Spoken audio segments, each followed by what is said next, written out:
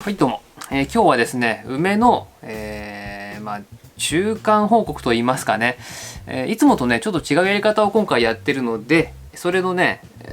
やり方とあと今こんな感じですっていうのをねお見せしたいと思います。で今やってるのはこういう感じのやり方でこういう感じ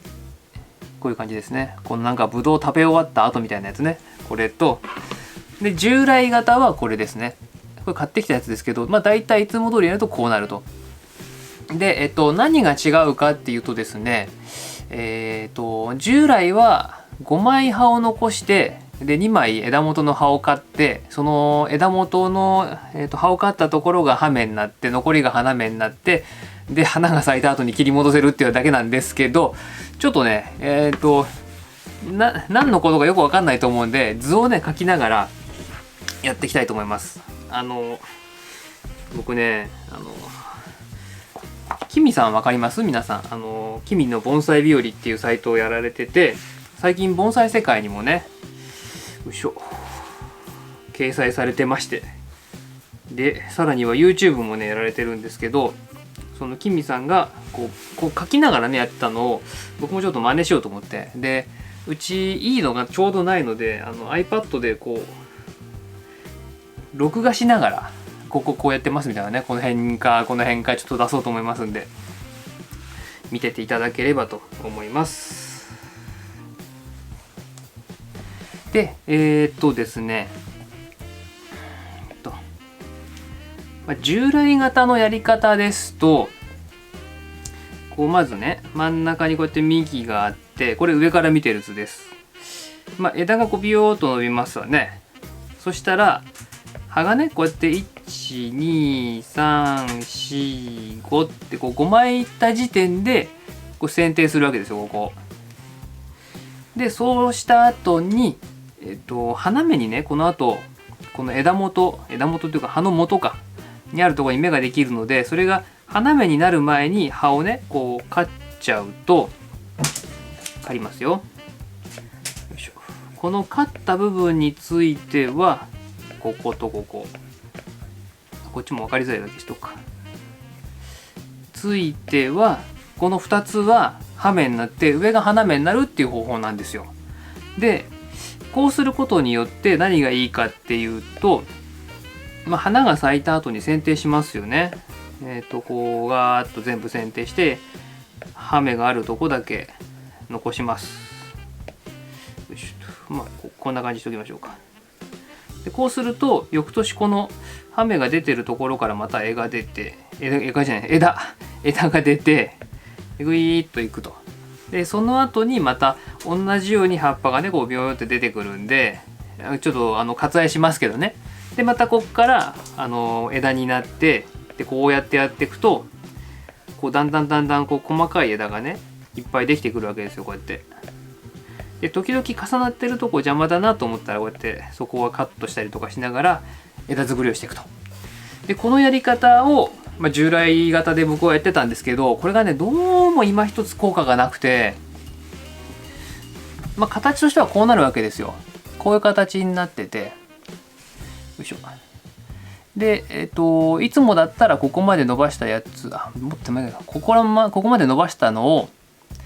ここで剪定して葉が多分12345ぐらいあるので、この枝元の部分ですね、根元の方、根元じゃない枝元か、枝元の2枚をカットしてですね、その部分に葉芽が来るようにするっていう方法だったんですけど、なかなか思った通りに来ないわけですよ。思った通りに行く箇所もあれば全然ダメな箇所もあって、でそうするとこの枝丸ごと花芽になったりして大体はこの一番先端だけは葉芽になってくれたりするんですけど、それもないっていうパターンが結構あって、でそうするとどうなるかっていうと、せっかく作ってあるこの枝ですね、ここ丸ごとなくなります。もう枯れちゃうので、その葉芽がないからもうそれを繰り返しててこういうことになるわけですよ。これ元の湯治灰がここにあるんですけど、それをやってたらここの部分がだんだんなくなってきちゃって、でこう一発勝負と思って切ったらやっぱり出なくて、最後下の方から関東ヤバイ台木の方ですねが出てきて今育ってる状態なんですけど、こっちはまた別の作り方をしてて、これがさっき説明してた方法でですね、ちょっとこれも書きますね。はいと。これはですね、臓器の剪定と同じやり方です。さっきのこういうふうにまた上から見た幹の図があって、ピュイッと伸びた時に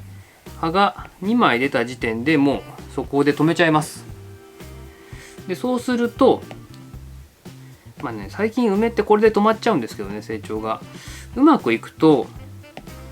別のとこから出てきたり、もしくはこの途中ですね、元の枝の途中から出てきたりするので、またそれも葉が2枚になったらそこで止めます。もうこれの繰り返しで、そういう風にやって枝を増やしていって、でそうするとですね、どこに花がつくかっていうのがちょっと今年のポイントで、もしかするとそのさっきね短く切ったここ丸ごと花芽になっちゃうかもしれないし、はたまた全然花つかないかもしれないので、どうなるか、それが分かるのがですね、大体そうだな、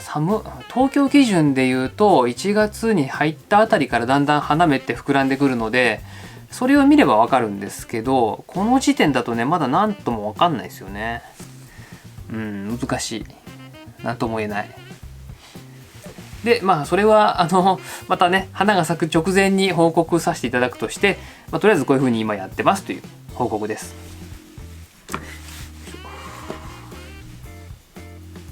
iPad ありがとう。はい。で花が咲く頃にこの話するともう遅くなってて、多分なんだこれっていうことがあると思うんで、一応ね僕がよくこう梅を育ててる時に起きる、怪現象ってことじゃないですけど異常な現象として、これだとちょっとないんですけど、すごい芽がねたくさんこうできてるところがあったりするんです。枝のどっかとかね、真ん中とか先端でもいいんですけど、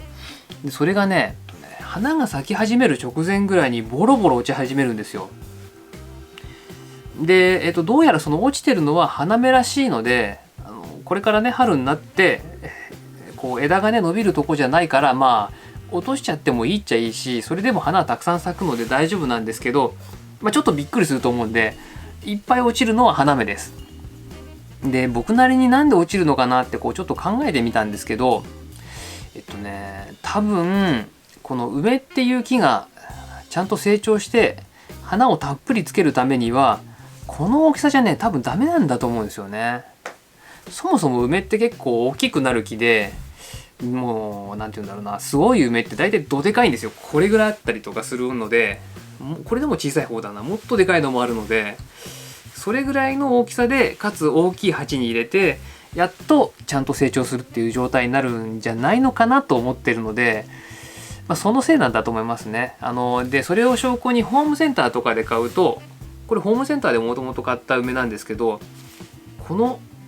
ぐらいの木が入ってるもので多分こんぐらいのプラスチックの鉢に入ってたりするので、多分それぐらいが一番バランスがいいんだと思うんです。なので梅を育ててる、そうだな、ずっとプラスチックの鉢ってつまんないと思うんですけど、ある程度のとこ行くまではちゃんと形整えるまでは、こういうのじゃなくてそういう大きいのに入れるといいのかなと思います。そういう、コツというか、そういう現象が起きるので一応ご説明をここでさせていただきました。なので突然こう花が咲く直前になってなんか芽がボロボロ落ちても問題ないです。という感じで、今日はね、梅の中間報告させていただきました。これがね春になってその前に冬か、花が咲いて冬に花が咲いて春になって芽が吹いて、これがねうまくいってれば新しい方法としてこういうのを取り入れてみるのもいいのかなと。なかなか従来型はね本当にうまくいかないんで、5枚残して花芽になる前に2枚切って、そこが絶対葉芽になるっていう風にうまくできる人いたらね、僕にコツを教えてほしいですね。本当に困ってたので当時、今も困ってますけど、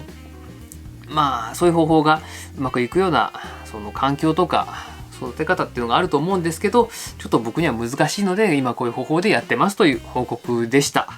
今日もねご視聴ありがとうございました。また次回の動画でお会いしましょう。ではまた。